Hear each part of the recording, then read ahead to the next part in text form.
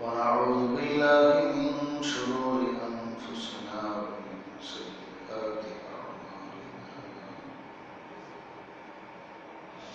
ونعوذ بالله من شرور أنفسنا ومن سيئات أعمالنا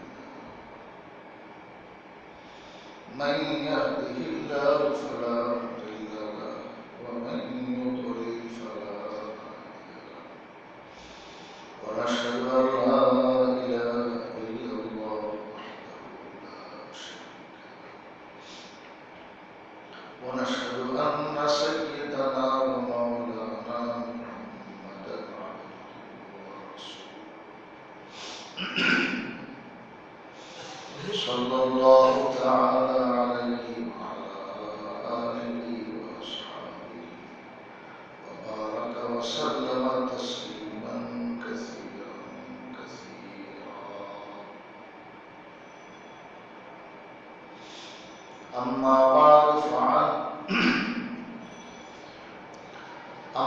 بعد فعن أبي أمامة رضي الله تعالى عنه قال قال رسول الله صلى الله عليه وسلم من لم تحبسه حاجة ظاهرة أو مرض حابس أو سلطان جائر ولم يحج فليمت إن شاء يهوديا وإن شاء نصرانيا صدق الله مولانا العظيم وصدق رسوله الكريم ونحن على ذلك لمن الشاهدين والشاكرين والحمد لله رب العالمين محترم دوست و بزرگ আল্লাহ রাব্বুল আলামিন এর অশেষ মেহেরবানি যে তিনি আমাদেরকে সুস্থ হায়াত রেখেছেন এবং তার ঘরে আসার আগে আগে তৌফিক দান করেছেন। এই জন্য আমরা শুকরিয়া আদায় করব আলহামদুলিল্লাহ। বর্তমান যে মাস চলতেছে শাওয়াল মাস, এই মাস হলো হজের মাস। এর পরবর্তী জিলহজ মাস, সেটাও হজের মাস। আর জিলহজ মাস তো আসল নামে জিলহজ, হজওয়ালা মাস। ওটা তো আসল হজের মাস আছে। হজ তো সেই জিলহজেই হবে, কিন্তু এত আগের থেকেই প্রস্তুতি। বাংলাদেশের হজের ফ্লাইট আর মাত্র 2-3 দিন বাকি আছে, পরে শুরু হয়ে যেতেছে। আল্লাহর ঘরের মেহমান হিসেবে আল্লাহ তাআলা তাদেরকে কবুল করেছেন। আমাদের দেশ থেকে তারা যাবেন আল্লাহর ঘরের জিয়ারতের জন্য। বহু দামি মানুষ, এই ঘরের মেহমান যারা বলবেন, আল্লাহ পাকের দরবারে তাদের বহু দাম। তাদেরকে বলে জুয়ুফুর রহমান, মানে অসীম দয়ালু মেহমান। তো জুয়ুফুর রহমান হাদিসে বলছে যে, এটাও হাদিসেরই শব্দ, জুয়ুফুর রহমান, অসীম দয়ালু খোদা মেহমান। আর একদিকে বলা হয়েছে ওয়াফদুল্লাহ, যারা আল্লাহর ঘরে হজ উমরার জন্য রওনা দেয়, এরা হলো আল্লাহ পাকের দূত। কত বড় সম্মান আল্লাহ তাআলা তাদেরকে দিয়েছেন। জুয়ুফুর রহমান, যারা হজে গেছেন তারা এই শব্দ সম্পর্কে পরিচিত। এটা নতুন শব্দ, ওই দেশে এই শব্দ খুব ব্যবহার হয়। জুয়ুফুর রহমান, অসীম দয়ালু খোদা মেহমান। আল্লাহু আকবার। তো সেই মেহমান হিসাবে যাদেরকে আল্লাহ তাআলা কবুল করেছেন, ইংরেজি 24 তারিখে ওদের প্রথম ফ্লাইট। তো 24 তারিখ থেকে তারা যাওয়া শুরু করবে। দীর্ঘ টাইম সেই জিলহজের শুরু পর্যন্ত বাস হজের এই ফ্লাইটগুলো চলতে থাকে। দৈনিক হাজার হাজার হাজি সাহেব যাইতে থাকবেন। তো যাদের কিসমত আল্লাহ তাআলা ভুলে দিচ্ছেন তারাই যাবে। আল্লাহর ঘরের মেহমান যে কেউ হতে পারে। পয়সা থাকলেই হবে না এবং সুস্থ তাজা তাগড়া থাকলেই হবে। কত বৃদ্ধ মানুষকে আল্লাহ তাআলা মেহমান হিসাবে সেখানে নেন এবং যার কাছে কত অর্থ সম্পদ নাই তাকে আল্লাহ তাআলা নিতেছেন। তো আল্লাহ পাকের ঘরের মেহমান বনা এটা বহুত বড় খুশকিসমতির মামলা। যে এই সফরে রওনা দিয়ে যদি মরেও যায় তবু তার কিসমত। ছোটবেলায় একটা কথা শুনছিলাম, হাতি মূল্যও লাখ টাকা, মানে হাতি বাঁচলেও লাখ টাকা, মূল্যও লাখ টাকা। তো একটা প্রবাদ ওরকমই হাজি সাহেব আল্লাহর ঘরের মেহমান যখন শুনছে, মেহমান কখন হবে? ইহরামের কাপড় পরার পর যে মুহূর্তে লাব্বাইক বলা শুরু করবে বাস ওই মুহূর্ত থেকে সে আল্লাহর মেহমান হয়ে গেছে। লাব্বাইক আল্লাহুম্মা লাব্বাইক লাব্বাইক লা শারীকা লাক লাব্বাইক ইন্নাল হামদা ওয়ান নি'মাতা লাক ওয়াল মুলক লা শারীকা লাক। কি কথা বলতেছে!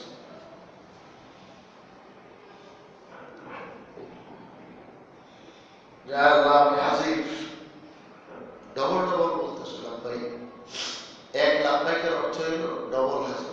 আল্লাহ আমি হাজির, আল্লাহ আমি হাজির। কিন্তু লাব্বাইক কয়বার বলা হচ্ছে? লাব্বাইক আল্লাহুম্মা লাব্বাইক। এখানে তো হাজিরের কথা কয়বার হইল? 4 বার। তো লাব্বাইক আল্লাহুম্মা লাব্বাইক লাব্বাইক লা শারীকা লাক লাব্বাইক কয়বার হলো? লাব্বাইক 4 বার। ইন্নাল হামদা ওয়ান নি'মাতা লাক ওয়াল মুলক লা শারীকা লাক। তাহলে এক লাব্বাইকের মধ্যে তালবিয়া যাকে বলে এটার মধ্যে কয়বার লাব্বাইক? 4 বার। প্রতি লাব্বাইকের অর্থ হলো উলিকুলাকা ইলবাবান বাদা ইলবাব, আরবিতে বলে এটা। লাব্বাইকের অর্থ হলো মানে আল্লাহ আমি একবার না, আমি ডবল ডবল আপনার কাছে হাজির। আমি তো হাজির, আল্লাহ আমি হাজির। তো এক তালবিয়ার ভিতরে 4 বার বলা, যার অর্থ হিসাবে হয় কয়বার? 8 বার। তো 8 বার বলা হইতেছে এক এক তালবিয়াতে, যে আল্লাহ আমি হাজির, আল্লাহ আমি হাজির। তুমি তোমার ঘরের মেহমান হিসেবে আমাকে ডাকছো, তাই তো তুমি আমাকে ইন্তজাম করে দিছো যে আমার পাসপোর্ট জমা দিছে, আমার পাসপোর্টে ভিসা লাগছে। এই সব এটার নাম তৌফিক, যে আল্লাহ তুমি সব ব্যবস্থা করে দিছো। টাকা সময় মতো জমা দিছে, আমার নাম সেখানে রেকর্ড হয়েছে, আমার নাম ঠিকানা জমা হয়েছে, আমি যাবো। তো যাওয়া তো হবে পরে, কিন্তু আগে থেকেই তো ভূমিকা।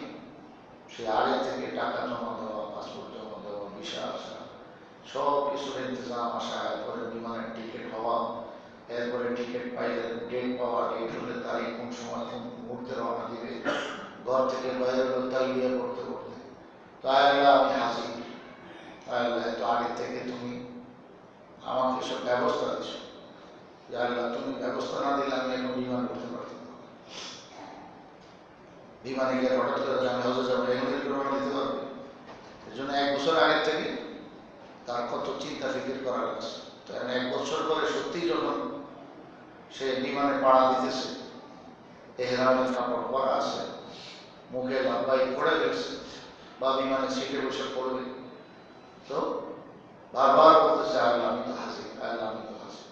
তোমার ঘরে ডাকে, তোমার ঘরে আসাতে ডাক দিছো, মানে এই যে আমাকে তৌফিক দিছো, ব্যবস্থাপনা সব কিছু তুমি আমাকে দিছো, সব তোমার দেওয়া জিনিসে আমার দ্বারা হচ্ছে। টাকাও তোমার, টাকা কার? আল্লাহ। লিল্লাহি মা ফিস সামাওয়াতি ওয়া মা ফিল আরদ। কত আয়াত, এইসব আয়াত করে যদি বলা, এই আসমান, এই জমিন এবং তার ভিতরে যা কিছু আছে সব কিছুর মালিক আল্লাহ। বাকি আল্লাহ তাআলা কিছু মুহূর্তের জন্য বান্দাদেরকে মালিকানা দিয়ে দিচ্ছে, যে চলো এই টাকার মালিক তুমি, তুমি বৈধভাবে এটা আমি রব্বুল আলামিনের কাছে তলব করেছো, আমি দিয়ে দিছি মেহরবানি করে। তো টাকার মালিক আমি, জায়গার মালিক আমি, জমিনের মালিক আমি, তোমার বাড়িতে থাকতে দিছি, তোমার এটার মালিক আমি। ওয়ালিল্লাহি মিরাসুস সামাওয়াতি ওয়াল আরদ, সব মানুষ দুনিয়া ছেড়ে চলে যাবে, এই আসমান এই জমিনের মিরাস আর সম্পদ কার? ওয়ালিল্লাহ, আল্লাহ। তো আল্লাহর দেওয়া সম্পদ, আল্লাহ তোমার দেওয়া সম্পদ, তোমার দেওয়া টাকা, তোমার দেওয়া পাসপোর্ট বলে অফিস থেকে না দিচ্ছে, আর এটা তো আল্লাহ তাআলা ইন্তজাম করছে। সব গোড়া ওখানে, ফয়সালা তো ওখান থেকে আসে। তো সব কিছু আল্লাহ তুমি দিছো, ইন্তজাম হয়েছে। আল্লাহ সত্যি সত্যি আজকে 1 বছর মেহনত করার পর এখন বিমান পাও রাখতেছি, উঠবো। আল্লাহুম্মা লাব্বাইক বলতেছে, আল্লাহ আবার বলতেছে, আল্লাহ প্রথমে বলছে লাব্বাইক আমি হাজির, আবার বলছে আল্লাহ রে, আল্লাহ তুমি, আল্লাহ আল্লাহ রে আমি হাজির, আমি হাজির, তোমার ডাকে ছাড়া আমি দিয়ে ফেলছি, আমি আসতেছি, বারবার বলতেছে। এবং লাব্বাইকের এত ফজিলত, এত ফজিলত যে বহুত কম হাজী সাহেব এটা আমল করে। কেন জানি এরকম কম হয়? আল্লাহর বান্দারা লাব্বাইক বেশি পড়ে, বিমানও চুপচাপ বসে থাকে, উঠতেও চুপচাপ, বসে আছে চুপচাপ, বেশি লাব্বাইক পড়ে। অথচ আল্লাহ রাসূল সাল্লাল্লাহু আলাইহি ওয়াসাল্লাম বলেছেন যে আল হাজ্জু আল আজ্জু ওয়াস সাজ্জু, কি সুন্দর, এটা মুখস্থ করতে পারবো। 3টা শব্দ বলছে, আল হাজ্জু আল আজ্জু ওয়াস সাজ্জু, একরকম হাজ্জুলের মতোই শব্দগুলো, আজ্জু সাজ্জু। তো আল হাজ্জু মানে হজ, হজ কি জিনিস? আল্লাহ রাসূল বলেন আল আজ্জু ওয়াস সাজ্জু, তালবিয়া জোরে জোরে পড়া, বেশি বেশি পড়া, আর হলো কোরবানি করা, বাস এই 2 জিনিস। জোরে জোরে তালবিয়া পড়া এবং কোরবানি করা। তো কোরবানি হলো সেই যে শুরুতে আছে হজ্জে ইফরাদ, এর মধ্যে কোরবানি নেই। হজের 3 প্রকার আছে, মানে শুধু হজের নেই, শুধু হজ, সঙ্গে উমরা নাই। হজের আগে বা সঙ্গে কোনো উমরা করে নেই সে, তাহলে শুধু হজ, হজের নিয়তে ইহরাম করেছে, তো এটার নাম হলো হজ্জে ইফরাদ, শুধু হজ। ইফরাদ মানে হলো একক, তো একটা আমল, একটা ইহরাম মানে মিলিত, তার মানে এদের মিলায় 2টা আমল করছে, একটা হলো হজ আর একটা হলো উমরা, 2টা। আর তামাত্তু সেটাও ওই 2টাই, হজ এবং উমরা। তবে উমরা আগে করে হালাল হয়ে যায়, এরপরে মক্কা শরীফে থাকতে থাকে দীর্ঘ সময়, ঠিক হজের আগে দিয়ে আবার ইহরাম বাঁধে। এখন মদিনা শরীফে যাওয়ার বিষয়, এটা হজের আগেও হইতে পারে, হজের পরেও হইতে পারে, ওটা যেভাবে শিডিউল হয় ওইভাবে, এটাতে কোনো সমস্যা নেই। হজের আগেও যাওয়া যাবে, তো আগে গেলে আর পরে যাওয়া লাগবে না, আর পরে গেলে তো আগে মক্কা শরীফে এসে থাকবে। তো এখন যে 3 রকম হয়ে গেল, শুধু হজ, এটার নাম হচ্ছে ইফরাদ, তারপরে কোরবানি নেই। আর বাকি যে 2জন কিরান আর তামাত্তু, এদের উপরে কোরবানি আছে। তো 2টা আমল করা আছে, শুকরিয়া যে আল্লাহ রে তুমি একই সফরে আমাকে 2 তৌফিক দিয়েছো, 2 আমলে, যে উমরাও করলাম হজও করলাম, অথচ উমরার জন্য তো আলাদা যাওয়ার দরকার ছিল। আল্লাহ না, আমার বন্দারা এত দূর থেকে আসবে, চলো 1 গুলিতে 2 শিকার, বুঝলি? 1 পয়সা খরচ করলো হজের জন্য, আল্লাহ কাছে উমরাও দিয়ে দিল, এটা বৈধ দিয়ে দিচ্ছেন আল্লাহ। তো এখন হজও করো, উমরাও করো, এবং 2 আমল করতে পারছো, বন্দা শুকরিয়া আদায় করো যে তুমি কোরবানি করো। আল্লাহ রাসূল বলেন হজ তো কি জিনিস? আল আজ্জু ওয়াস সাজ্জু, মানে হলো জোরে জোরে তালবিয়া পড়া আর হলো কোরবানি করা। তো কোরবানি হবে 10 তারিখ, আর সেই তালবিয়া তো পড়তে থাকতেই হবে। যদি হজ্জে কিরান হয় তাহলে তো হালাল হবে সেই 10 তারিখ, হালাল হবে 10 তারিখ। আর হজ্জে ইফরাদ যদি হয় তাইলেও হালাল হবে সেই জিলহজের 10 তারিখ। 10 তারিখ মানে ইংরেজি না, সব আরবি তারিখ, জিলহজের তারিখ বলতেছে। তো ওই দিনে হালাল হবে। এই হালাল হওয়ার আগ পর্যন্ত দেখেন কত লম্বা টাইম, যে এই যে 24 ইংরেজি মানে 3 দিন না 2 দিন বাকি আছে। আজকে ইংরেজি কত তারিখ? 21, তাহলে 3 দিন বাকি আছে। তো এই 24 ইংরেজি 24 তারিখ যে যাবে হাজী সাহেব, এই দিন থেকে নিয়ে যদি হজ্জে ইফরাদের নিয়ম, শুধু হজ, তো 10 তারিখের আগে কোনো হালাল হইতে পারবে। আর যদি হজ্জে কেরানের নিয়ত করে, হজ্জে কেরান হজের উমরা দুইটা একসাথে করবে, মানে সিস্টেম হলো মক্কা শরীফ যায় উমরা করে ফেলবে, সব কাজ উমরার হবে, শুধু মাথা হলক করবে না, হালাল হবে না।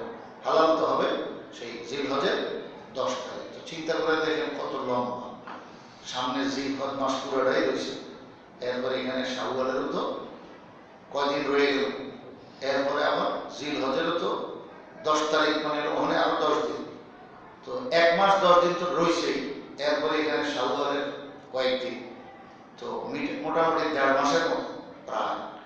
এই 1.5 মাস পর্যন্ত এহরাম অবস্থায় থাকা, যেরকম মুজাহাদার কাজ, কষ্টের কাজ, সওয়াবটাও আল্লাহ তাআলা ওরকমই দিবেন।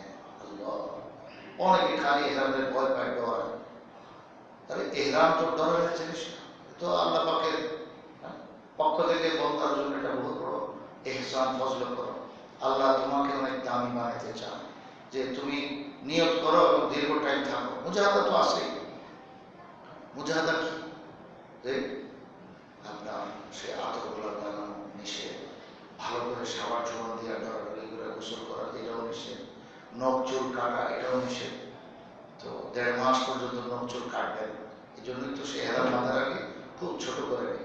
এখন এই 1.5 মাসে যদি চুল, নখ ইত্যাদি বড় হয়ে যায়, এটা অসুবিধা, এটা শরীয়তে বিধান। এখানে কাটাই তো যায়, এখানে বড় হোক অসুবিধা, আল্লাহ তাআলা বলে এমনি থাকো। এর লেগে কইছে 10 তারিখে যে তুমি যে হালাল হইবা, সুম্মা লিয়াবযু তাফাসান, সুম্মা লিয়াবযু তাফাসান, আল্লাহ বলছেন যে 10 তারিখে তুমি হালাল হয়ে যাও, মাথা মুন্ডন করো, তারপরে নখ কাটো, এরকম ভাবে শরীরের পশম যেখানে কাটার দরকার এগুলো কাটো, ছোট করো, কাটো, তারপরে নখ টুক সব পরিষ্কার করো, এবং দাড়ি, মোষ ইত্যাদি। 1.5 মাসের মোষ কত বড় হবে বোঝেন? কিন্তু আল্লাহ তাআলা এখানে হুকুম দিয়েছেন এইভাবেই থাকো, কোনো সমস্যা নেই। আমার মানে একবারে পাগলা বেশ, কোনোদিন চুলও আশ্রাইতে পারবে না, চিরুনি তো ব্যবহার করা যাবে, চুলও আশ্রানো যাবে, সাবানও দেওয়া যাবে। যে এই 1.5 মাস পর্যন্ত তুমি একা অবস্থা থাইকা যে কষ্ট করেছো, একটা হলো তুমি এখন 10 তারিখে হালাল হও, মাথা মুন্ডন করো, এরপরে ধারাবাহিক শরীরের সব কিছু পরিষ্কার করো, দাড়ি মোছ সব ঠিক করো। বন্দা, এই যে তুমি কষ্ট করছো, এটার আজর সওয়াব তো আমি দিব। কত বড় সওয়াব দিবে! ইহরাম অবস্থার নামাজ আর এমনিতে নামাজ এক নয়। বাংলাদেশের নামাজ আর হরমের নামাজ তো এক নয়, কিন্তু হরমের নামাজ যদি ইহরাম অবস্থায় হয়, তো এটার দাম আরো বেশি আল্লাহ পাকের দরবারে। তো কাজেই মানুষ যে খালি ভয় পায় যে এতদিন ইহরাম অবস্থায় থাকবে, কি সমস্যা, এত সুবিধা খোঁজেন কেন? এই সমস্যাটা দিচ্ছেন আল্লাহ তাআলা। বাহ্যিক যে আমরা এই স্বাভাবিকভাবে জীবনযাপন করা যাবে না, অনেক বিধিবিধান মেনে চলতে হবে, তো চলেন না, অসুবিধা নেই। সারা জীবন তারা বেরো করতেছেন না, 1.5 মাস এটা গেছেনই বাইতুল্লাহ শরীফে আমলের জন্য, তো আল্লাহ তাআলা এই জিনিসের সাথে আমলকে তো আরো বেশি দামি বানান। তো আমল নামা মানুষের অনেক উপরে উঠে যায় এই সামান্য হজ উমরার সফরের বরকতে। এক এক সফরে তার আমল নামা, সফরে যাওয়ার আগে যেটুকু ছিল, হজ থেকে সফর থেকে ফিরে আসলে তার আমল নামা এত ভারী হয়ে যায় যে তার আসমান জমিনের ফাঁকা জায়গা ভরে যাবে, এত ভারী, এত ভারী, তার কোনো হিসাব। কারণ হরমের নামাজ, হরমের ইবাদত বন্দি এটা তো ভিন্ন রকম। আর ইহরাম অবস্থায় থাকার কারণে এটার দাম আল্লাহর দরবারে আরো বেশি, আরো বেশি। তো বান্দা, তুমি কষ্ট করো, মুজাহাদা করো। এহরাম বাঁধলে আল্লাহর মেহমান হলো। এহরাম বাঁধার আগ পর্যন্ত সে আল্লাহর মেহমান না। খোদা না খাস্তে এই অবস্থা যদি এহরামের কাপড় পড়ছে কিন্তু এখনো কি করে নাই, তালিয়ে পড়ে, তো লসে আছে, মারা গেলেও লসে আছে, মত আসলে লস আছে, বোঝেন না, লস আছে। সে যে ফজিলত পাইতো সেটা পাবে না, যদিও কিছুটা তো পাবে, আল্লাহর রাস্তায় রওনা তো দিছিল, কিন্তু এহরাম অবস্থায় মারা গেলে তার দাম বেশি। কিয়ামত পর্যন্ত তার হজের সওয়াব, উমরার সওয়াব তার আমলনামায় লিখতেই থাকা হবে। আল্লাহ রাসূল হাদিস বলে দিয়েছেন, এই যে আমার সামনে আল্লাহু আকবার, মান খারাজা হাজ্জান ফামাতা, যে ব্যক্তি হজের নিয়তে ঘর থেকে বাইরে এসে ঘুরে গেছে, তো হজের নিয়তে বাইরে কেমনে বাইরে লাগে? এহরাম নাই, এহরাম না বাঁধলে তো এটা আল্লাহ পাকের দরবারে তার এটা গ্রহণযোগ্যতা নেই। তো এহরাম বাঁধলে এবার জুয়ুফুর রহমান হয়ে গেল, ওয়াফদুল্লাহ হয়ে গেল, আল্লাহ পাকের দূত হিসাবে গ্রহণ হয়ে গেল, আল্লাহ পাকের বিশেষ মেহমান সে হয়ে গেল। এখন ফামাতা, যদি সে মরে যায় রাস্তায়, যে কোনো কারণে অ্যাক্সিডেন্টে মারা গেল, বিমান অ্যাক্সিডেন্ট হয়তো একবারে যে হয়তো না, হয় না এমন তো। তারপরে সে মক্কা শরীফ পৌঁছা পর্যন্ত কত জায়গায় কত অ্যাক্সিডেন্ট করতে পারে, আল্লাহ হেফাজত করেন সব হাজি সাহেবদেরকে। কিন্তু এরকম ঘটবে, মানুষ তো মারা যাচ্ছে, স্বাভাবিক মৃত্যুই আসে। প্রেশারে চাপ দিছে, রক্তচাপ এমনভাবে আসছে যে হার্ট অ্যাটাকে সাথে সাথে চলে গেছে দুনিয়াতে। এরকম কত অর্হ প্রতি বছর হজের মধ্যে যত মানুষ মারা যায় সংখ্যা অনেক। তো এখন এরা কি মরতেছে না? তো এখন আপনি আমি রওনা দিলে আমি যে মরবো না, হায়াতে আবার হায়াতের সাথে ফিরে আসবো, এরকম তো গ্যারান্টি দেওয়া যাবে না। তো এই জন্য মরলে আগে থেকে ফিকির করা চাই যে এহরাম ভেঙে নেই, যাতে এহরাম অবস্থায় যদি মত আসে এহরাম অবস্থায় আসুক, তাহলে আল্লাহ পাকের দরবার তার দাম বেশি। রসুল সাল্লাল্লাহু আলাইহি ওয়াসাল্লাম বলেন, হজের এহরাম বাঁধে হজের উদ্দেশ্যে রওনা দিয়েছেন যদি মারা যায়, কুতিবা লাহু আজরুল হাজ্জি ইলা ইয়াউমিল কিয়ামা, কিয়ামত পর্যন্ত হাজী সাহেবদের হজের সওয়াব তার আমলনামে লিখতে থাকা হবে। কিয়ামত পর্যন্ত খালি দেওয়াই হবে, তার মানে সে কবরে চলে গেছে কিন্তু হজের সওয়াব তার আমলনামে লিখতে থাকা হবে। সুবহানাল্লাহ। তাহলে কিয়ামত পর্যন্ত সময় যেন সে হজে মশগুল আছে। তো সেই ফুক দেওয়ার আগ পর্যন্ত সে হজে যদি মশগুল থাকে, এত লম্বা হজ হয় আর এত লম্বা হেরাম হয়, তো কি পরিমাণ সওয়াব হবে। মৃত্যুর পরেও আল্লাহ তাআলা সেই সওয়াব তার আমলনামায় দিতে থাকবে। এটা কত বড় কথা, ছোট বড় কথা। কিন্তু আমাদের নবী করিম সাল্লাল্লাহু আলাইহি ওয়াসাল্লামের তোফায়েল ও বরকতে, ওনার উসিলায় ওনার উম্মত এত বড় মর্যাদার অধিকারী হয়েছে। কোনো উম্মতকে কোনো জাতিকে আল্লাহ এই নেয়ামত এইভাবে দেন না। রাসূল সাল্লাল্লাহু আলাইহি ওয়াসাল্লাম বলেন, ওমান খারাজা মুতামিরান ফামাতা, এমনিভাবে যে উমরার নিয়তে ইহরাম বাঁধে ঘর থেকে বের হলো আর রাস্তায় যদি মারা যায়, কুতিবা লাহু আজরুল মুতামির ইলা ইয়াউমিল কিয়ামা, কিয়ামত পর্যন্ত উমরাকারীর যে সওয়াব তার আমলনামাটা জারি থাকবে, লেখা হবে। মানে যেন কিয়ামত পর্যন্ত সময় লাগায়া যে ব্যক্তি একটা উমরা করলো, এত দীর্ঘ টাইম ইহরাম বাঁধে আল্লাহর ঘরে গেলে তো অপেক্ষা করতে থাকলো, সে কিয়ামত পর্যন্ত কি পরিমাণ সওয়াবের অধিকারী হবে বুঝেন। এই সব সওয়াব তার আমলনামায় লেখা হবে। সুবহানাল্লাহ, আল্লাহু আকবার। এরপর যে হাদিস আল্লাহ রাসূল বলেছেন, ধমক দিয়েছেন, যেই ব্যক্তি হজ ফরজ অথচ সে হজ করল না, তার তেমন কোনো অসুবিধা সমস্যা হয় না, যে এমন অসুস্থ হয়ে গেছে যে অসুস্থতার কারণে যাইতে পারবে না, এমন কোনো ঘটনা ঘটে না। বা আল্লাহ না করেন কোনো দেশের বাদশাহ যদি এরকম জুলুম শুরু করে যে হজের ফ্লাইট বন্ধ, কেউ হজে যাইতে পারবে না, এখন তো আটকা পড়বে, এই ধরনের বিপদ যদি না হয়, বুঝলেন। তাইলে এই লোক যদি হজ করা ব্যতীত মারা যায়, মানে হজ করার অ্যাবিলিটি আল্লাহ দিচ্ছে, পয়সা দিচ্ছে, পাসপোর্ট ব্যবস্থা আছে, বা অনেক সময় দেশ বিদেশ সফর করার লাগে পাসপোর্ট বানানো আছে, কিন্তু খোদার মধ্যে হজ করে না। তাহলে এই অবস্থায় আল্লাহ সব তৌফিক দেওয়া আছে, টাকা পয়সা দিয়ে রাখছেন আল্লাহ, যদি হজ না করে মারা যায়, আল্লাহ রাসূল বলেন, ফালিয়ামুত ইনশাআল্লাহ ইহুদিয়ান ওয়া ইনশা নাসরানিয়ান, সে মুরুগ্গা, ইহুদি বলে বা খ্রিস্টান বলে, যা মন চায় তাই বলে মুরুগ্গা, মানে ঈমান নিয়ে সে যাইতে পারবে না। ইহুদি হয়ে মরে বা খ্রিস্টান হয়ে মরে, তো ইহুদি আর খ্রিস্টানের জায়গা কোথায় না, জাহান্নাম। নাউযুবিল্লাহ, এত কড়া কথা বলেছে। একদিকে ফজিলত যেরকম অনেক বেশি, আবার না করলে বিপদ আছে সেরকম। কমাস কম যদি হজ করতে পারলো না, অবস্থা শারীরিক এমন দেখতেছে যে আমি মনে হয় আর বাঁচবো না, অথচ হজ ফরজ ছিল, তাহলে ওসিয়ত করে দেওয়া ফরজ।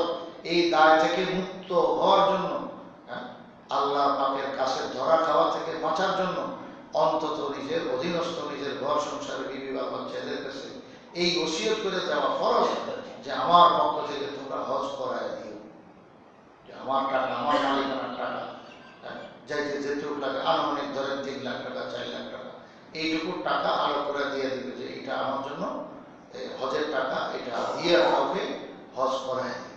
তো এইটুকু যদি ওসিয়ত না করে তাহলে কিন্তু এই বিপদ। নাউযুবিল্লাহ, যে ইহুদি বা নাসরানি হয়ে মরে না কি হয়ে মরে আল্লাহ রাসূল বলেন আমি জানি না। তো কত বড় ধমকের কথা বলছে, একদিকে ফজিলত এরকম, আবার আরেকদিকে হজ না করলে তার জন্য বিপদ এরকম।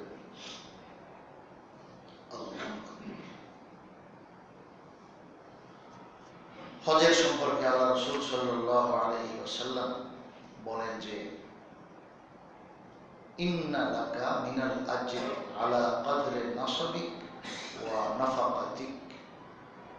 হুজুর সাল্লাল্লাহু আলাইহি ওয়াসাল্লাম বলেন যে তুমি তোমার হজ বা উমরায় যেই পরিমাণ টাকা খরচ করলাম এবং যে পরিমাণ কষ্ট মুজাহাদা করলাম, ঠিক সওয়াবটাও আল্লাহ ওই পরিমাণ দিবে, টাকা খরচ অনুযায়ী আর কষ্ট মুজাহাদা অনুযায়ী। তো মুজাহাদা কেমন? মুজাহাদা হলো এই যে এহরাম বাঁধা থেকে এহরাম খোলা পর্যন্ত এখানে বিশাল এক জমানা, ওই যে বললাম 1.5 মাস বা 1.5 মাসেরও তার জন্য বেশি হয়। তো এত টাইম এহরাম অবস্থায় থাকা, এই এহরামের বিধিবিধান পালন করা, সেলাই করা জামা পরা যাবে না, এরকম ভাবে আপনার মাথায় টুপিও দেওয়া যাবে না, মাথা খোলা রাখতে হবে, চুল আশ্রানো যাবে না, এরকম ভাবে চুল শ্যাম্পু দিয়ে ধুইবে, পয় পরিষ্কার করবে, সেটা পর্যন্ত নিষেধ। এমনকি চুল দাঁড়িয়ে চুলকানি লাগলে খুব খাজ্জাইতেছে, এত আস্তে আস্তে চুলকাবে, খুব ধরে ধরে এক আঙ্গুল দিয়ে আস্তে একটু খালি চাপ দিয়ে একটু এমনি এমনি লাড়া দেবে। হ্যাঁ, আমরা যেভাবে সাধারণ চুলকে এইভাবে নিষেধ। কেন? চুল ছিঁড়া দিতে পারে। তো কিছু চুল তো ছিঁড়াই যায়, যতই হোক 1-1.5 মাসের মধ্যে মানুষ চুলকানি মুলকানির কারণে এরকম বেকারিতে অনেক সময় চুল ছিঁড়া যায়, দাঁড়িতে চুলকাইছে বা বলে এমনি আগের তালে তারা হাত দিয়েছে, টান দিয়েছে, একটা চুল দুটা চুল তো ছেড়ে যাবে, দাড়ির চুল। তো এরকম ছেড়ে গেলে এটার জন্য বিধান হলো যে তুমি হজ করার পর যখন তওয়াফে জিয়ারত করে ফেললে, এবার হজের আমল পূর্ণ হইল, আর কোনো ফরজ ওয়াজিব বাকি হয়নি, তওয়াফে জিয়ারত করছো, একটা বিষয় সে বিদায় হজ, কি বলে বিদায় তওয়াফ, সেটা তো আরো পরে আসবে। কিন্তু মূল হজের কাজ যখন হয়ে গেল, তওয়াফে জিয়ারত 10 তারিখ হয়ে গেল, তো তাইলে এইবার তুমি এই হজের এহরাম অবস্থায় ত্রুটি বিচ্যুতি যা হয়েছে, 2-4টা চুল ছিঁড়ছে, বেকারিতে কিছু হয়ে গেছে, এটার জন্য তুমি কিছু সদকা খায়রাত করো হরমে। এটা শর্ত হলো হরমেই করা। হরম শরীফে কত গরিব মিসকিন পাওয়া যায়, তো যারা ভিক্ষুক ভিক্ষা করতে আসছে, তো গরিব নাগরিকের করতো, এখন সে কি বৈধ ভিক্ষাকারী না অবৈধ, এটা আপনার দেখার বিষয়, ওটা শরীয়ত আপনাকে দেখতে বলেন।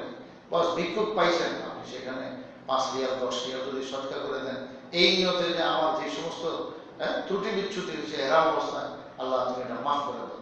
যেরকম রমজান শরীফের রোজার মধ্যে ত্রুটি বিচ্যুতি মাফ করার জন্য আল্লাহ সদকা ফিতর ওয়াজিব করেছেন, সেটা তো নির্ধারিত পরিমাণ দিয়ে দিয়েছেন। আর এই হজের মধ্যে ত্রুটি বিচ্যুতি মাফ করার জন্য ওরকম সিস্টেম কিছু সদকা করার জন্য বলেছেন। এটা কোনো পরিমাণ নির্ধারিত নাই, নিজের তৌফিক অনুযায়ী পয়সা যেটুকু আমার তৌফিক হবে, এই কত রিয়াল, মানে কমপক্ষে 5-10 রিয়াল, আর বেশি ভালো আর বেশি, এই নিয়তে দান করা যায়, আল্লাহ আমার ত্রুটি বিচ্যুতি সব মাফ করে হজটাকে কবুল করো, বাস তাইলে বন্দা ত্রুটি বিচ্যুতিগুলো সব মাফ করে দেবেন আল্লাহ। কত সুযোগ আল্লাহ দিয়ে রাখছে, আল্লাহ। তো আলা কাদরে নাসাবি, তুমি যেই পরিমাণ মুজাহাদা করলা ওই পরিমাণ সওয়াব তোমাকে আল্লাহ দিবেন। মুজাহাদার পরিমাণ সওয়াব দিবেন। এখন সব হাজী সাহেবরা খালি সুবিধা করছে যে হজ্জের তামাত্তু করে, তামাত্তু বড় সুবিধা। বাংলাদেশ থেকে হেরাম মাইনা চললো, মক্কা শরীফ পৌঁছার পরে একদিনও লাগে না, একদিনের কম টাইমের মধ্যে হয়ে যায়। মনে করেন একদিন হলো না, 1.5 দিন হলো, 2 দিন হলো, এর বেশি লাগবে না। এই 1.5-2 দিনের মধ্যে আপনি মক্কা শরীফ পৌঁছার পর উমরা শেষ, এবার আপনি মাথা মুন্ডন করে বসে, যেহেতু উমরা নিয়ত করছেন শুধু, তো কাজে এহরাম আপনি ছেড়ে দেন, হালাল হয়ে গেল। এরপরে 1-1.5 মাস যা থাকলেন, খুব আরামসে মক্কা শরীফ ঘুরে বেড়াতে থাকেন। হ্যাঁ, সেলাই করা জামা কিনবেন, টুপি কিনবেন, আতর গোলাপ লাগাইবেন, গোসল করে শ্যাম্পু দিয়া, হ্যাঁ, খুব মস্তি আপনি খুলল। তো খুব করলেন, জায়েজ তো আছে, অবৈধ তো না, নিষেধ তো না, জায়েজ তো আছে। আর একবারে সে এহরাম ভাঙবে কবে? ওই বিনায় যাওয়ার আগে দিয়ে এহরাম ভাঙে। তো এখন কি হলো, মাঝখানে এই 11 মাস মানে ছুটি কাটে, তো জায়েজ তো আছে, কিন্তু মুজাহাদা কম হয়েছে না। আর যে এহরাম করেছে, হজ্জে এহরাম অথবা হজ্জে ইফরাদ, তার এই দীর্ঘ এহরামের কারণে কত কষ্ট হয়েছে না। আল্লাহ রাসূল বলেন, ইন্নালা মিনাল আজর আলা কদরে নাসাবি। নাসাব মানে কষ্ট, মুজাহাদা, তোমার যে পরিমাণ কষ্ট, ক্লান্তি, মুজাহাদা, এই যা কিছু এহরামের কারণে করলাম, ওই পরিমাণ হিসাবে, ওই হিসাবে সওয়াব দিবেন আল্লাহ তাআলা। এবং ওয়া নাফাকাতিক, তুমি যেরকম টাকা পয়সা খরচ করলে এই হজের জন্য, একবারে মূল অঙ্ক 3 লাখ, 3.5 লাখ, 4 লাখ জমা দিলাম, এটা তো এক বাবদ গেল, এরপর আর কি খরচ নাই। এখান থেকে যে যেখানে আসে সেখান থেকে এয়ারপোর্ট পর্যন্ত, বিমান পর্যন্ত পৌঁছার এখানে খরচ, এটা তো ট্রাভেলসে বহন করেন, এটা তো নিজে আপনি বহন করবেন, তো এখানে তো খরচ আছে। এরপরে ওখান থেকে নামার পরে মক্কা শরীফ মদিনা শরীফ আপনি থাকবেন, যতই সেই ট্রাভেলসের পক্ষ থেকে ইন্তজাম করা হোক, নিজের খরচ আছে। তো আপনি নিজের পকেট খরচ যা করবেন, আল্লাহ রাসূল বলেন, মনে রাখবে সব টাকার খরচ আল্লাহ তাআলা তোমাকে দিয়ে দিবেন। এবং বলছেন না যে ফাইন্নাহুমা ইয়ানফিয়ানিল ফাকরা ওয়াজ যুনুবা, যে তোমরা হজের পরে উমরা করো, উমরার পরে হজ করো, মানে বারবার হারামাইন শরীফের সফর করো, কেননা যে এই হজ উমরার সফরে তোমাদেরকে কি করবে, হজ উমরায় এবং হজ উমরার সফরে এবং এই টাকা পয়সা যে খরচ করলাম, এটা তোমার দুইটা জিনিস নিশ্চিহ্ন করে দেবে। এক নম্বর হলো তোমার অভাব অনটনকে পূর্ণ নিশ্চিহ্ন করে দেবে। আচ্ছা বলেন, টাকা পয়সা খরচ করলো, আল্লাহ রসুল ওয়াদা করতেছেন এক নম্বরে তোমার অভাব অনটনকে আল্লাহ তাআলা নিশ্চিহ্ন করে দেবে, অভাব থাকবে না। এই হলো এক নম্বর ওয়াদা। দুই নম্বর ওয়াদা হলো তোমার গুনাহ খাতা একবারে নিশ্চিহ্ন করে দেবে, মূল উৎপাদন করে দেবে, তোমার আমল নামায় কোনো গুনাহ থাকতে পারে না। তবে কবুল করাইতে হবে, সেরকম মজেদা নিয়ে, সেরকম যদি দিল নিয়ে আল্লাহ পাকের কাছে বলা হয় তো আল্লাহ কবুল করবেন। আল্লাহ তো দিলের উপরে ফয়সালা করবেন। তো তোমার হজ কোনো এরকম ঘোরার তামাশার জায়গা না যে ঘুরতে যায় আল্লাহর ঘর দেখবো। অনেক মানুষ, দুঃখজনক কথা, যে সেখানে কি শুধু ছবি আর ছবি তুলতে থাকে, কি বলে সেলফি বলে, আমরা তো এইসব শব্দ বেশি পরিচিত না। তো ওখানে যাই এই তাও কি বেটা বেটি দুইজন স্বামী স্ত্রী এইভাবে ছবি তুলতেছে কাবা ঘরের সামনে। আর কি রুকনি এমন আরে হাত দিয়ে রাখছে, ছবি তুলো। আমার চোখের সামনে করতে পারো না, কত মানে ধাক্কা মুক্কা তো দেওয়া যায় না, এখানে শাসন করার জন্য। কিন্তু মুখের বকা যেটা আছে সেটা তো দিতে হবে। আল্লাহর বান্দা এখানে সেই কাম করো, এটা কি তামাশার জায়গা? তো এগুলো করলে এবাদত কেমনে কবুল? কোশ্চেন কারো এটা কবুল হওয়া এইভাবে সুরত নেই। এটা কবুল না হওয়াটা এটা একদম নিশ্চিত ধরা যায়। এগুলো তো তামাশা। তুমি আল্লাহর ঘরে সেই রুকনি আমানি, কত বড় মকবুল জায়গা, আল্লাহর ঘরের কোনা রুকনি আমানি, যারা হাজী সাহেব জানেন ছিলেন, হজরে আসওয়াদে আসার আগের যে কোনাটা, তো সেই কোনাতে হাত দিয়া শুধু হাত লাগাবে, ডান এক হাত বা দুই হাত, পারলে দুই হাত, এক হাত, সাধারণ দুই হাত লাগানো যায় না, কারণ ধাক্কা মুক্কা খাইলে শেষে তো অ্যাক্সিডেন্ট ঘটবে। তো এক হাত নিজের সেফ মতো ধরে যেখানে কাবা করে হাত রাখলো, অসুবিধা নেই, বাম হাত রাখলো কোনো নিষেধ না যায়, সে হাত রাখলো। আর ডাইন হাতটা সেই কোনার মধ্যে হাত দিয়ে শুধু কি বলবে, যেটা বলবে এটাই কবুল, যেটা বলবে। তখন ডাইন হাত রেখে শুধু একটা দোয়া করো, তুমি মনের যেটা আছে সেটাই বলো তুমি। তো যেটা বলবো সেটা আল্লাহ তাআলা কবুল করবে।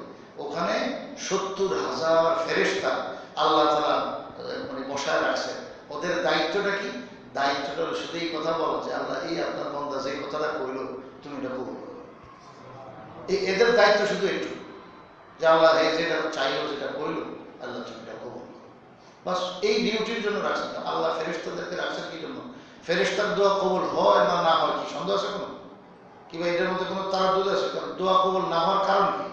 কারণ হলো গুনাহ খাতা থাকা, কারণ হলো এই খানা খাদ্যের মধ্যে ভেজাল করে, মানে হালাল খায় না, সুদ খাওয়া, ঘুষ খাওয়া, যত রকমের অবৈধ ইনকাম আছে সব সে করে। এরকম মানুষের দোয়া কবুল আল্লাহ করবেন না, এগুলো হাদিসে বলা আছে। এখন সে এই সমস্ত অপকর্ম, খারাপ কাম এগুলো থেকে যে মুক্ত, সেই না তার দোয়া কবুল। তো এখন ফেরেশতা কি এই সমস্ত অবৈধ কোনো কাজ করে? তো জানে নাই। তো ফেরেশতা তো ফেরেশতাই, একবারে পুরো মাসুম নিষ্পাপ। তো তারে আল্লাহ লাগাইছেন কি জন্য? যে তার কথাটা কবুল করবে। তো বন্দার পক্ষে সে বলতেছে। তা এখন ফেরেশতা বলবে কার জন্য? যে এরকম সেলফি তুলে আর এখানে কি করে, তামাশা করে, হের এগুলা। ফেরেশতারা তো পায়ে ডান্ডা লাগায় বেয়াদবকে। আর আল্লাহর ঘর, এটা তো মহা মানে গুনাহ না, শুধু মহা গুনাহ। এত গুনাহ, ওখানে তো গুনার ইচ্ছা অনেক কল্পনা জাগলেও গুনাহ লেখা হয়ে যায়। অথচ দুনিয়ার কোনো জায়গায় এরকম, জায়গাটা যেরকম পবিত্র, ওটার মধ্যে না জায়েজ কাম কিছু করতে গেলে ইচ্ছা করলেও সাথে সাথে ওরকম গুনাহ লেখা হয়ে যায়, কবিরা গুনাহ। তো এরকম গুনাহে কবিরাতে লিপ্ত। আর ফেরেশতা বুঝে কইল, ফেরেশতা তো কইতো যে তামাশা করতে আসে, এর জন্য কি করবো আমরা তো বাধ্য। এবং হাদিসে আসছে যে আল্লাহ রাব্বুল আলামিন গাফেল দিল নিয়ে যে দোয়া করে তার দোয়া কবুল হয়। এখন হাত দিয়ে রাখছে, মুখে তো কিছু বলেও না, বলে হলো কি যে আমার ছবিটা তো দোয়া তো করলো। তো এখানে কি কবুল হবে আর কি হবে বলেন? মানে একটা তামাশা জিনিস মানুষ হাজী সাহেবরা বানায় ফেলছে। এটা দেখা দেখি অনেকে সাহস করে ফেলে, কেউ তো বাধা দিতেছে না। কারণ ওখানে পুলিশরা একসময় দেখছি যে অনেক বেশি তারা বিরক্ত হইতে, অনেক বেশি না করতো। সে হরমে ঢোকার সময় পর্যন্ত এই মোবাইলের ব্যাপারে অনেক কড়াকড়ি কিছু ছিল। এখন একবারে বোধহয় আমি যেটা বুঝি আর কি, যে এবং খবর নিচ্ছে যে ইয়ারা বলতে এই আমলা কামলা, সরকারি লোকেরা, পুলিশ এবং খতিব, হরমের ইমাম সাহেবগণ বলতে একদম বিরক্ত হয়ে গেছে। আর কত বলবে? আর মোবাইল এমন এক জিনিস যে প্রতি একটা তো মোবাইল থাকেই, বরং এক একজনের পকেটে 2-3টাও থাকে। তো এতগুলো মোবাইল নিয়ে যত লাখ মানুষ কোটি মানুষ ওখানে হাজির হলো, এত লাখগুলো কোটিগুলো মোবাইলে তো লগে আছে এবং ডবল আছে। 1 কোটি মানুষ হলে তো 2 কোটি মোবাইল আছে কমপক্ষে। তো এতগুলো মোবাইল কে কন্ট্রোল করবে? এগুলো কে কারে বাধা দিয়ে পারবে? মানুষ তো শুনেই না কথা। অথচ জুমার বয়ানে আপনারা যারা আরবি বুঝেন তারা বুঝবেন, সে আব্দুর রহমান সুদাইসের কথা আমরা কত শুনছি জুমার বয়ানে। ওনারা কাইদা দেন, ওনারা বলেন যে এই আল্লাহর ঘর সামনে নিয়ে কেন আপনারা এই সমস্ত কাজগুলো করেন? একবারে খুব নারাজ হয়ে জুমার দিন এগুলো অত সতর্ক করতে থাকে যে এগুলো করলে আপনাদের হজ কবুল হবে না, এই সফর বাতিল হবে, এত আসা যাওয়ার পয়সা সবটাই বেকার গেল, শুধু একটা ঘুরন হইল আর কি। কক্সবাজার মানুষ ঘুরতে যায়, সেন্ট মার্টিন দিকে যায়, আরো কত কুয়াকাটায় যায়, তো এরকম একটা ঘুরা সফর। কিন্তু এটা কি এরকম ঘুরার জন্য আসা হয়েছে এখানে? হায়, তো হজের পুরা হাকিকত নষ্ট করে ফেলে মানুষ এই মোবাইল লগে রেখে। মোবাইল দরকার আছে, দরকার আছে নাই তা না, দরকার আছে, কিন্তু আপনি সেটা দরকার মতো ব্যবহার করেন, মোবাইলকে কন্ট্রোল করেন। বাংলাদেশে যেরকম ভাবে ব্যবহার করছেন, অন্তত হরমে গিয়ে এই কাজটা করেন। একটা ছবি আপনার যেন না থাকে যে আল্লাহর ঘরের ছবি তুলবেন। কেন? আপনার কি ভয় হয় না? আপনি কাবা ঘরের দিকে তাকায় মোবাইলে এরকম ছবি তুলতেছেন, আপনার কি ভয় হয় না? যেখানে লাখ না রুকনি ইয়ামানিতে 70,000 ফেরেশতা লাগাইছেন, তাও 70 জন না, 70,000 ফেরেশতা। এতগুলো ফেরেশতা তো এক রুকনি ইয়ামানিতে। আর হজরে আসওয়াদের এখানে তো কত লাখ কোটি তো আল্লাহ বলছেন। আর এটা হলো তো শুধু এখানকার কথা, এরপরে এই কাবা ঘরের আর চতুর্দিক নাই, পুরা মাতাফের মধ্যে তো কোটি কোটি ফেরেশতা আল্লাহ পাকের না আসেন। তো আমরা না চোখে দেখি না, কিন্তু বাতিনি চোখ, অন্তর্দৃষ্টি, ইমানি চোখ দ্বারা সেটা দেখতে হবে। আল্লাহ রাসূল তো বলে দিয়েছেন। তো এত লাখ কোটি আল্লাহর ফেরেশতাগণ সেখানে আসেন, তারা এরকম যারা নেককার, সত্যি সত্যি হজের জন্য আসে, এরকম নেক হজওয়ালা মানুষ বহুত আছে, প্রতি বছরই থাকে। ওই সমস্ত নেককার মানুষের দিকে তাকায় থাকে ফেরেশতারা, আর তামসা যারা করতেছে তাদের দিকেও তাকায় থাকে ফেরেশতারা যে আল্লাহ এগুলো কি। ফেরেশতারা অবাক হয়ে থাকে। তো আল্লাহ তাআলা কোনোদিন কলবে লাহি মানে গাফেল দিনওয়ালা কোনো দোয়া কবুল করেন না। এখন মুনাজাত দিছে, কাবা ঘরের দিকে ফিরে মুনাজাত দোয়া করবে, তো আরেকজনের আমার ছবিটা তো, তো এটা দোয়া? এটা দোয়া তো শয়তানি। তো এই সমস্ত কারবারগুলো এই হরমের মধ্যে মানুষ এত টাকা পয়সা খরচ করে বিয়ে করে। আরে যে হজ আসছে তার জীবনের সব গুনাহ মাফ করার জন্য হযরত আমর ইবনে আস রাদিয়াল্লাহু তাআলা বহুত প্রসিদ্ধ সাহাবী, তিনি রাসূল সাল্লাল্লাহু আলাইহি ওয়াসাল্লামের হাতে বায়াত হওয়ার জন্য আসছেন। পরে হঠাৎ হাত গুটায় ফেললেন, বায়াত করবেন না। রাসূল সাল্লাল্লাহু আলাইহি ওয়াসাল্লাম বললেন, আমর তুমি হাত সরাই ফেলছো, কি হবে? আমার একটা শর্ত আছে। কি শর্ত? আমি এই শর্তে আপনার হাতে ঈমান গ্রহণ করব, আমার জীবনের যেন সব গুনাহ মাফ হয়ে যায়। তখন হুজুর সাল্লাল্লাহু আলাইহি ওয়াসাল্লাম আয়েশা দিলেন, আরে তুমি বোকা মানুষ, তুমি জানো না ইন্নাল ইসলামা ইয়াহদিমু মা কানা ক্বাবলা, ঈমান গ্রহণ করলে, ইসলাম গ্রহণ করলে তার পূর্বের জীবনের যত অন্যায় থাকুক না কেন, গুনাহ কবিরা সগীরা যা আছে একবারে সব মাফ এবং সাফ। এটা জানো না তুমি? এরপরে বলছেন, দেখো ঠিক এরকম হজ, বাইতুল্লাহ শরীফের হজ, এটা কি করে? এই হজের পূর্বের যত আমল, হ্যাঁ, যার যা কিছু গুনাহ খাতা ত্রুটি বিচ্ছুতি আছে, এই সব কিছু একদম পূর্ণ মিটায় দেয়, ধ্বংস করে দেয় হজে। হজের উসিলায় সব মাফ হয়ে যায়, সাফ হয়ে যায়। এটা কি তুমি জানো না? আল্লাহ রাসূল এটা বলেছেন, সব গুনাহ মাফ হয়ে যায়। এবং বলছেন, হাজী সাহেব হজের থেকে আইসো, আল্লাহ রাসূল বলেন, তো এবার নতুন জীবন তোমার শুরু হলো। এখন তুমি ভবিষ্যতে মওত পর্যন্ত সাবধান হও, আরেকবার হজে যাইতে পারবে না, আবার নসিব হয় না, বলতে পারবে না। এই জন্য এখন থেকে আর গুনাহ করো না, নতুন জীবনের চিন্তা করো যে আমার এখন জীবন, নতুন জীবন শুরু হলো, আমি গুনাহমুক্ত জীবন কাটাবো, তাকওয়ার জিন্দেগি নসিব যেন হয় সেই চেষ্টা তুমি করবে। এবং বাইতুল্লাহ শরীফ আল্লাহর ঘরের জিয়ারত তোমার হয়ে গেছে, এই চোখ দিয়ে তুমি গুনাহ করো না। তো কাবা শরীফ দেখছো, কাজে কাবা শরীফ হাতাইছো, হাত দিয়ে কত জায়গায় তুমি হাত দিয়েছো আল্লাহর ঘর, আল্লাহর ঘরের মধ্যে হাত দিয়ে আল্লাহর বন্ধ রাখা, কি দিন থেকে কাঁদতে থাকে, কান্না আসতে থাকে, সে এমন কান্না দেয় যে আসলেই সত্যি কান্না। রুকনে ইয়ামানিতে এরকম ভাবে মুলতাজামে এরকম ভাবে বাবে কাবা কান্না একদম মানে ভেঙে আসে। তো এই হাত তুমি আমার ঘরে লাগাইছো, হ্যাঁ, এই পাও দিয়ে তুমি মাতাফে ঘুরছো, চলছো, পবিত্র জায়গাগুলি পাড়ায় আসছো, বন্দা আর তুমি অবৈধ কাজে আগাইও না, অবৈধ কাজে হাত দিও না, অবৈধ কাজে পাও বাড়াইও না। তোমার সেই কান্না হয়তো আল্লাহ কবুল করে ফেলছেন, এখন তুমি নতুন জীবনের চিন্তা করো। আল্লাহ, তো সত্যিকার যদি হজ হয়, তো তো এক হজে মানুষের জীবন সবকিছু পরিবর্তন হয়ে যায়।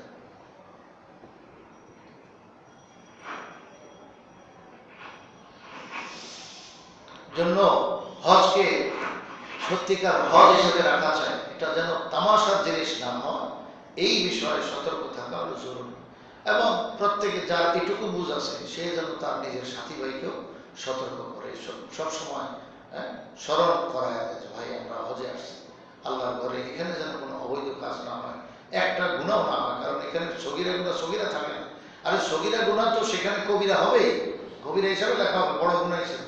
কিন্তু গুণা যে এরাদা ইচ্ছা মনে একটা কল্পনা আছে, এটার কারণে গুণা লেখা হয়ে যায়। আজিব মহামারা হরমে, সেই হুদুদে হরম, হরম বলতে খালি মাথাভার সেই মসজিদ হারাম এটা না, বরং সেই যে রেহালের ভিতরে ঢুকলে, রেহাল দিয়ে ঢুকলেন আপনারা আজি সাহেব, সেই রেহাল থেকে এই শুরু হলো হুদুদে হরম। এই যে এরিয়া, বিশাল এরিয়া, কত 30-40-50 মাইল ব্যাপী, কত বিশাল এরিয়া, এই যেখানে চতুর্দিকে ইয়া লাগানো আছে, সেই চিহ্ন দেওয়া আছে যে এই পর্যন্ত হলো হরম। তো ওখান থেকে ঢুকলে পরে বস আপনি যত মাস এখানে থাকলেন, এই রেহাল থেকে বাইরে রাখ পর্যন্ত আপনি কি আছেন সে হরমের ভিতরে আছেন। মদিনা শরীফ রওনা দিতে গেলে সেখানেও দেখবেন গাড়ি দিয়ে বাস দিয়ে আপনি যাবেন, তো লেখা আছে এখানে নেহায়াতুল হরম বেদায়াতুল হরম, যে এখানে হরম শেষ, আর ওই পৃষ্ঠে লেখা আছে ঢুকার সময় বেদায়াতুল হরম, হরমের শুরু। তো সব দিকে রোডে ঘাটে এরকম আছে, বিশাল এরিয়া। তো এই এরিয়ার ভিতরে আপনি ঢুকলেই আপনি এখন আল্লাহ পাকের বিশেষ পবিত্র জায়গায় আছেন, যেই জায়গাটা এত পবিত্র যে কেউ যদি, কোন লোক যদি আসামি, এত বড় আসামি যে আপনার বাবাকে হত্যা করে, ইচ্ছা করে একবারে খুন খারাপি করছে, খুন করছে আপনার বাবাকে, আর আপনি তাকে দেখতেছেন যে সে কোথায় ঢুকছে, এখন হরমে ঢুকে গেছে। আল্লাহ বলেন মহান দালাহু কানা আমেনা, যে এই হরমের এরিয়ার ভিতরে ঢুকলো সে এখন আল্লাহর আশ্রয় আছে, বিশেষ নিরাপদে আছে। এখানে তাকে মারপিট করা যাবে না, এখানে বিচার করা যাবে না, প্রতিশোধ নেওয়া যাবে না, হক যা আছে পেশাস শরীয়তের বিধান এগুলো এখানে আইন জারি করা যাবে না। আইন জারি করতে হলে হক সীমানা থেকে বাইরে যায়। এখানে যখন ঢুকছে বা যত বড় তোমার বাবার যে কাতেল হত্যাকারী, তাকে দেখলে কি পরিমাণ গোসা উঠবে বোঝেন? মানুষ তার বাবাকে, তার মাকে, তার স্ত্রীকে কত মহব্বত করে।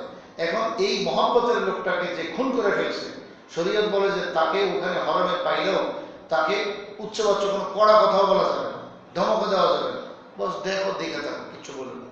এখন এখানে বলার জায়গা, এই জায়গাটা হলো যে ইবাদতের জায়গা, বস সবাই সম্মিলিতভাবে ইবাদত করে। বিচার আচার যা আছে হরমের থেকে বাইর হওয়ার পর আল্লাহ তোমান দাখালাহু কানা আমিনা, এই জায়গার এহতারাম ইজ্জতি ভিন্ন রকম। তো সেখানে গুনাহের এরাদা কল্পনা এটা করলো, সেখানে গুনাহ লেখা হয়ে যায়। এই কি আজিব মহান, দুনিয়ার কোথাও এই বিধান না। গুনাহ কল্পনা করলে গুনাহ লেখা হয় না, সেটা পাক্কা নিয়ত করলে এবং গুনাতে সরজমিনে করলে, গুনাহ করলে, গুনাতে নামলে তখন যে গুনাহ হয়, এর আগে গুনাহ হয় না। কিন্তু ওখানে গুনাহের শুধু কল্পনা আসলেও গুনাহ হয়। তো এর তো খতরনাক, এই জন্য কত সতর্ক থাকা সেখানে জরুরি। মুখ সামলানো কত জরুরি, গীবত যেন না হয়, শিকায়ত না হয়, কারো বিরুদ্ধে অভিযোগ না হয়। আল্লাহ কাছে ফালা রাফাসা ওয়ালা ফুসুকা ওয়ালা জিদালা ফিল হজ, হজের নিয়ন্ত্রণ করে ফেলছো তাহলে মারামারি, কাটাকাটি, ধরাধরি, কারো গীবত, শিকায়ত এবং গুনাহ খাতা, বদ নজরি, নজরকে খারাপ করা, ভিন্নারের দিকে দেখা, খবরদার এগুলো করা যাবে না। তো হরমের ভিতরে ঢুকলেই ভিন্ন হিসাব।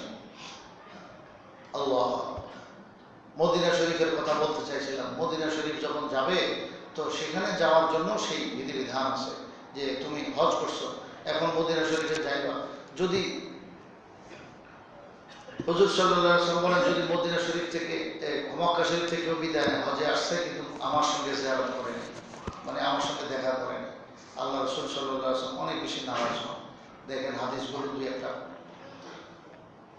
নুরুল ইসা নামক একটা কিতাব আছে, নুরুল ইসা, এটা আমাদের সিলেবাসের কিতাবে পড়ানো, নিচের দিকে হেদায়েতুন জামাত বলে, ওই জামাতের সিলেবাসের কিতাব। এই সিলেবাসে সব ছাত্ররা পড়ে, আমাদের মাদ্রাসা সকল কওমি মাদ্রাসার ছাত্ররা এটা পড়ে। এই কিতাবের মধ্যে হজের বয়ানের শেষে একদম গুরুত্বপূর্ণ অনেকগুলো অধ্যায় আছে। যেমন একটা অধ্যায় ফসলুল ফি জিয়ারাতিন নবী সাল্লাল্লাহু আলাইহি ওয়াসাল্লাম, যে নবীজির জিয়ারত সম্পর্কে এই অধ্যায়। দেখেন নবীজির কবরের জিয়ারত করেনি, ডাইরেক্ট নবীজির কথা, যে নবীর কবর জিয়ারত না, নবীজির জিয়ারত, নবীজির সঙ্গে মোলাকাত, কি সুন্দর ভাষা, নবীজির সঙ্গে মোলাকাত, এই সম্পর্কেও কথা। এখানে হুজুর সাল্লাল্লাহু আলাইহি ওয়াসাল্লামের কয়েকটা হাদিস আছে। 1 নম্বর, মান ওয়াজাদা সাআতান ওয়া লাম ইয়াজুরনি ফাকাদ জাফানি। হুজুর সাল্লাল্লাহু আলাইহি ওয়াসাল্লাম বলেন যে মক্কা শরীফ আসছে তার খরচ বহন করে, মক্কা শরীফ পৌঁছতে যা খরচ লাগে। এখন মদিনা, আমার মদিনায় আসার যে গাড়ি ভাড়া রাস্তায় বা বিমানে আসলে বিমানের ভাড়া, যার যেভাবে যাওয়ার সুযোগ, এই টাকা পয়সা তার আছে, অথচ সে আমার সঙ্গে দেখা করে নেই। বললাম ইয়াজুরনি, আমি রসুলের সঙ্গে দেখা করেনি, মক্কা শরীফ আইসা খালি আল্লাহর ঘর জিয়ারত করে হজ করে সে চলে গেল। রসুল সাল্লাল্লাহু আলাইহি ওয়াসাল্লাম বলেন ফাকাদ জাফানি, সে আমার উপরে জুলুম করল। চিন্তা করেন কত বড় কথা। তাইলে মদিনা শরীফ যাওয়া এটা হজের যদিও একটা অংশ হিসাবে না, কিন্তু এমন অংশ যে এটা ছাড়া হজ যেন বেকারি। রসুল বলতেছেন তুই আমার উপরে জুলুম করলি, ফাকাদ জাফানি। আরো বলেন ওয়াকাল সাল্লাল্লাহু আলাইহি ওয়াসাল্লাম মান যারা কবরি ওয়াজিবাত লাহু শাফাআতি, যে আমার কবরের জিয়ারত করলো, আমার ইন্তেকালের পর কবর দেখে গেল জিয়ারত করলো, মানে সেখানে জিয়ারত কেমনে করে, সালাম দিন, আসসালাতু ওয়াসসালামু আলাইকা ইয়া রাসূলুল্লাহ বলে আরো বিভিন্ন ভাষায় সালাম পেশ করবে। তো সালাম যে পেশ করলো, আমার কবর জিয়ারত করে গেল, আল্লাহ রাসূল বলেন ওয়াজিবাত লাহু শাফাআতি, পরকালে তাকে সুপারিশ করে জান্নাতে নেওয়া এটা আমার জন্য ওয়াজিব হয়ে গেছে, তার জন্য সুপারিশ ওয়াজিব। এখন এই জিয়ারত না করলে এত বড় ফজিলত থেকে সে মাহরুম থাকে।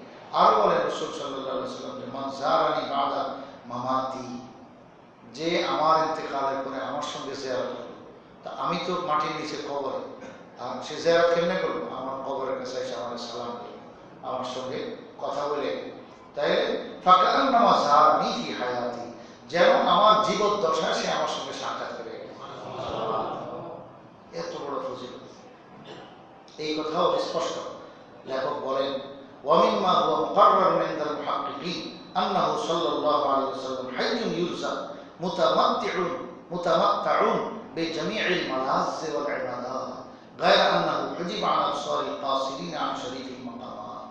কি বলবো, এই কথাও স্বীকৃত, সমস্ত মুহাক্কিক উলামায়ে কেরাম, সত্যিকার উলামায়ে হাক্কানি যারা, তাদের কাছে এই কথা স্বীকৃত যে নবী করিম সাল্লাল্লাহু আলাইহি ওয়াসাল্লাম রওজা মুবারকে জীবিত জিন্দা। এই ব্যাপারে উল্টা পুল্টা বক্তব্য যারা শোনেন, এগুলো গলত কথা, মনে রাখবেন। রাসূল সাল্লাল্লাহু আলাইহি ওয়াসাল্লাম কবরে জীবিত জিন্দা এবং মুতামাত্তিউন বিজামিইল মানাজিল ওয়াল ইবাদাত, উনি আল্লাহ পাকের ইবাদতে মশগুল এবং কান দিয়ে সেই শোনার কথা শুনতেছেন, কান দিয়ে তিনি উম্মতের কথা শুনতেছেন। আম্মাজান আয়েশা রাদিয়াল্লাহু আনহার কথা, আমাদের আম্মাজান যারা আছেন রাসূলের বিবিগণ, তাদের মুখের কথা যে কান দিয়ে শুনতেন। এখন উম্মতি কিয়ামত পর্যন্ত যত উম্মত সেখানে গিয়ে সালাম দেবে, ওই কান দিয়েই, চামড়ার কান দিয়ে রাসূল শুনতেছে। সুবহানাল্লাহ। বলছেন যে দূরের থেকে যদি কেউ দুরূদ শরীফ পড়ে, তাইলে ফেরেশতা আমার কাছে পৌঁছায় উবলিগতুহু, আর যে আমার কাছে এসে আমার কাছে সালাম পেশ করে, তা আমি নিজ কানে শুনি। সুবহানাল্লাহ। রাসূল নিজ কানে শুনি। এই জন্য রাসূল সাল্লাল্লাহু আলাইহি ওয়াসাল্লামের জিয়ারত এটা যদিও হজের ওয়াজিব আরকান যা আছে এর অংশ হিসাবে না, কিন্তু এমনভাবে এটার সঙ্গে জড়িত যে এটা ছাড়া হজে যেন সব বেকার হয়ে যায়। কারণ রাসূল সাল্লাল্লাহু আলাইহি ওয়াসাল্লামের ইহসান অনেক বেশি। রাসূল সাল্লাল্লাহু আলাইহি ওয়াসাল্লাম উম্মতের উপরে কি ইহসান করে গেছে, কোনটা না করে গেছে। আরে আমরা যা কিছু দিন শরীয়ত দেখতেছি, শিখতেছি, সবই তো ওনার অবদান, ওনার ইহসান। উনি না হলে আমরা কি পাইতাম? হজ যে তুমি করলা বন্দা, এগুলো সব তার ছেলে তো পাইলা, তার ছেলে তো এত ফজিলত পাইলা। রাসূল সাল্লাল্লাহু আলাইহি ওয়াসাল্লাম এর সঙ্গে জিয়ারত এটা অনেক বড় গুরুত্বপূর্ণ বিষয়। আল্লাহ, তো তিনি খবরে থেকে এগুলো শুনতেছেন। আল্লাহ, আরো অনেক কথাই ছিল, কোন কথা কয় কথা বলবো, বহুত কথাই রয়ে গেছে, আরো থেকেই যাবে যতই বলো, সময় কমে গেছে। তো রাসূল সাল্লাল্লাহু আলাইহি ওয়াসাল্লামের কাছে সুপারিশ তলব করে, এটা একটা গুরুত্বপূর্ণ বিষয় আছে। এটা কেমনে তলব করবে? এটা হলো এখন পুলিশরা একটু সমস্যা করে, ভিড়ের কারণেও থাকতে দেয় না, বেশিক্ষণ দাঁড়াতে দেয় না। তো রাসূল সাল্লাল্লাহু আলাইহি ওয়াসাল্লামের ওখানে যখন রওজার সামনে দিয়ে যাবে, তো একবারে তো সব করবে না, অনেকবারই সালাম দিবে, বারবার, সকাল বিকাল বা প্রতিদিন অন্তত কমপক্ষে একবার, যখন সুযোগ হবে, অনেক কয়েকদিন তো থাকা হবে মদিনা শরীফ, তো অন্তত এক সময় আল্লাহ রসুলের কাছে শাফাআত তলব করবে। সেটা কিরকম? সেটা হলো যে রসুল সাল্লাল্লাহু আলাইহি ওয়াসাল্লামকে একদম খেতাব করে বলবে, নিজের ভাষা আপনি নিজে বললে বুঝবেন। রসুল ওখানে বাংলা ভাষা বুঝতেছে, আপনি যেই ভাষায় বলেন পৃথিবীর যে কোনো ভাষায়, রসুল কিন্তু ওখানে বুঝতেছে, আপনার ভাষা বুঝতেছে আপনি কি বলতেছেন। তা মোটামুটি ভাষায় একটু যে রাসূলুল্লাহ, আমি অনেক গুনাহগার, আল্লাহর কাছে আমি ক্ষমা চাই, আর আপনার কাছে আপনার উম্মত হিসেবে আমি সুপারিশ চাই। আপনি যদি একটু সুপারিশ করে দেন আমার জন্য যে আল্লাহ আমার এই উম্মতিকে মাফ করো, তাইলে বস আমি মাফ পাইয়া যাবো, আমি পার হয়ে যাবো। আয় আল্লাহ রসুল, আপনি আমার জন্য একটু সুপারিশ করেন। বাস এইটুক করে যদি খালি একটু দাঁড়ায় থাকে, আশা করা যায় রসুল সাল্লাল্লাহু আলাইহি ওয়াসাল্লাম সুপারিশ করে দিবেন। আর ওই সুপারিশ পাইয়া গেলে তার গুনাহ খাতা মাফের একটা বহুত বড় সুবর্ণ সুযোগ। আল্লাহ, তো এটা মদিনা শরীফে এই সুযোগ রয়ে গেছে। তো এখন এগুলো করা চাই। তারপর আবু বকর সিদ্দিক রাদিয়াল্লাহু আনহুকে সালাম দিবে, হযরত ওমর রাদিয়াল্লাহু আনহুকে সালাম দিবে। তো এই তিন রওজা একসাথে রাসূল সাল্লাল্লাহু আলাইহি ওয়াসাল্লাম প্রথমে, এরপর আবু বকর, এরপরে ওমর রাদিয়াল্লাহু আনহু। কিন্তু আল্লাহর বান্দারা এত বড় নালায়েকি করে এই ফেরিয়ারা হাজী সাহেবরা, এইখানেও আপনার সেই সেলফি তুলে আর সেই আপনার ছবি তুলে, এমনকি সে রসুলের রওজার দিকে একদম উকি দেয়, এইভাবে মাথা ঝুঁকায়। হায়, কত বড় দুঃসাহস! রসুলের সামনে কত আদবের সাথে থাকতে হবে। আরে রসুল যদি কবরের উপরে এরকম চেয়ার পাইতে এখানে বসে থাকতেন, তো তুমি কি তোমার রসুলের ছবি উঠাইতে সাহস পেতাম? আরে হাত পা নাড়াই তো তোমার বহুত বড় দায় ছিল, হাত পা তো অবশ হয়ে যাওয়ার কথা, সেখানে তুমি এরকম ছবি তুলতেছ, এই জায়গায় এসো এই গান্দা কাজ। তো ইয়ারাও কি বলে, পুলিশরা বাধা তো দেয়, কিন্তু কতক্ষণ কারে বাধা দেবে? একটা মানুষ 24 ঘন্টা তার ডিউটি, এরকম 8 ঘন্টা 12 ঘন্টা ডিউটি, যাই হোক এক একজন পালাক্রমে, তো এই 8 ঘন্টার দাঁড়ানো অবস্থায় আছে, সে কত দিকে কন্ট্রোল করবে, কতজনকে বলবে? বলতে বলতে তারাও বিরক্ত হয়ে যায়। চোখের সামনে দেখার ঘটনা, যারা বলে না কিছু, মানে বলতে বলতে বিরক্ত হয়ে গেছে, আর কত বলবে? তো থাইমা থাকে। আর হাজী সাহেবরা মনে করে কেউ তো কিছু কইতেছে না, কাজে বই দেবো, বাস হে এই সমস্ত কাম করতে থাকে। তো রসুলের রওজাতে গিয়েও এই কাজ, দুঃসাহস সেখানে। তো কেমনি আমাদের হজ উমরা এগুলো কবুল হবে বলে? আল্লাহ রসুল সাল্লাল্লাহু আলাইহি ওয়াসাল্লাম নিজ কানে সেখানে সবকিছু শুনতেছেন, আপনার সালামের উত্তর দিতেছেন, আপনার মুখের কথা শুনতেছেন। আপনি যে আওয়াজে বলেন না কেন, বলে এত ভিড়ের মধ্যে শুনবে কিনা? না না, ওখানে আলমে বারজাখ কবরের জিন্দিগি, রসুলের রওজার জিন্দিগিতে সেখানে ভিন্ন রকম হিসাব কিতাব। আপনি কথা বলবেন, আপনারটা পার্ট পার্ট আলাদা আলাদা, আপনারটা রসুল ভিন্নভাবে শুনতেছেন, প্রত্যেকটা একই টাইমে শুনতেছেন, সেই ব্যবস্থা সেখানে আল্লাহ তাআলা করে রাখছেন। তো কাজে আপনার সব কথা শুনতেছেন রসুল সাল্লাল্লাহু আলাইহি ওয়াসাল্লাম। এখানেও গুস্তাখি হয়ে যাবে, ইচ্ছালে তো একদম জিন্দিগি বরবাদ হয়ে যাবে। আল্লাহ তাআলা আমাদের সবাইকে বোঝার আমল করার তৌফিক দান করুন। আমিন।